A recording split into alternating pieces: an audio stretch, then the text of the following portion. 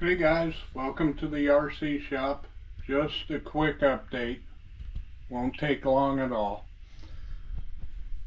So, I've been fiddling with the electronics on it a little bit. Don't pay attention to any of the wiring, it's not permanent. But we do have a working shift servo. And even more exciting, we have working steering.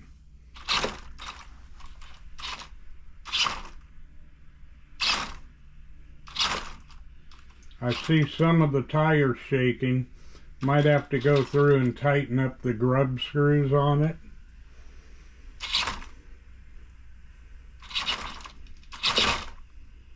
You can usually see them pretty easy, like this one down here seems to rock a little bit, so probably need to tighten a few things up, but the steering all works. Next up is motors. That's going to be at least a couple of weeks. Might be a little bit longer. I don't know.